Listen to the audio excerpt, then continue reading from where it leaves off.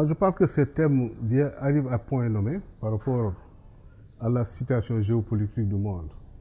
Il est important des fois de savoir, comme on le dit en Wolof, donc The Wake nous permet de revisiter le passé, interroger le présent pour avoir les réponses du futur.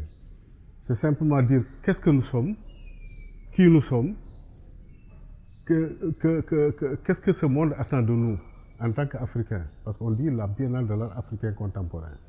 Ce thème aujourd'hui interpelle la conscience collective, interpelle les artistes créateurs du monde entier pour apporter des réponses par rapport à notre véritable identité en tant qu'artiste, non seulement africain, mais artiste du monde, qui aujourd'hui doit donner sa contribution à la marche aussi de ce siècle de lumière.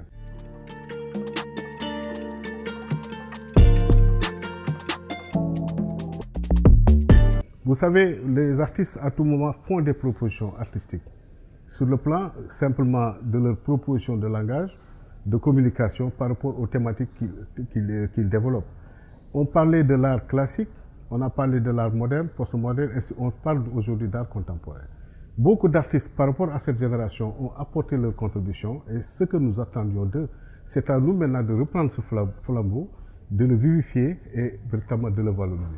C'est important aussi de valoriser à travers cette exposition-là les collectionneurs sénégalais. Ils ont une complicité avec les artistes et ça va au-delà même d'être seulement collectionneurs, mais ce sont des amis des artistes.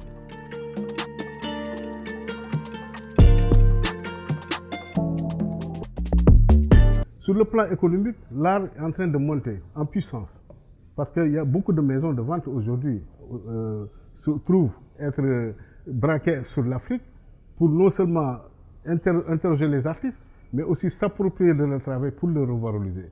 Quand on va dans plusieurs sites de vente aux enchères, on voit que ces artistes sont valorisés. Maintenant, il est question de voir comment maintenant aussi reconstruire cette chaîne de valeur.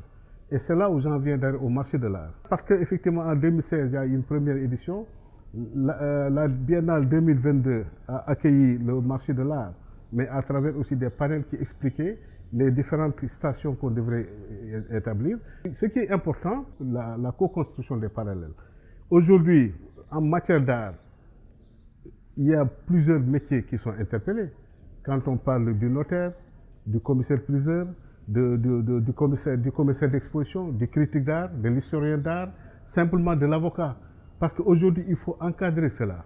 Il était important aujourd'hui, à travers cette biennale, de voir comment restructurer, monter cette chaîne de valeur pour qu'il y ait un véritable marché, mais bien encadré sur le plan juridique, sur le plan financier et sur le plan économique.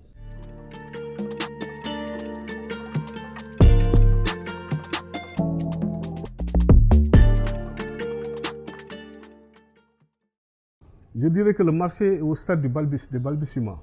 Parce qu'on dit le marché de l'art. Le marché a toujours existé. En réalité, peut-être c'était un marché local. Mais géré aussi par des expatriés. Parce que c'est pratiquement les expatriés qui étaient intéressés à cela. Simplement, c'est après que les Sénégalais se sont intéressés maintenant, qui ont commencé à investir, je peux dire depuis plusieurs années d'ailleurs. Et ce panel nous permettait de partager nos visions, de partager nos préoccupations pour voir comment organiser ce secteur.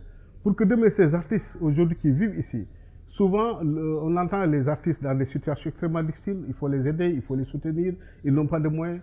Et pourtant, il y a autant de droits. Si les artistes arrivaient à récupérer ces droits-là, ils vivraient correctement de leur art.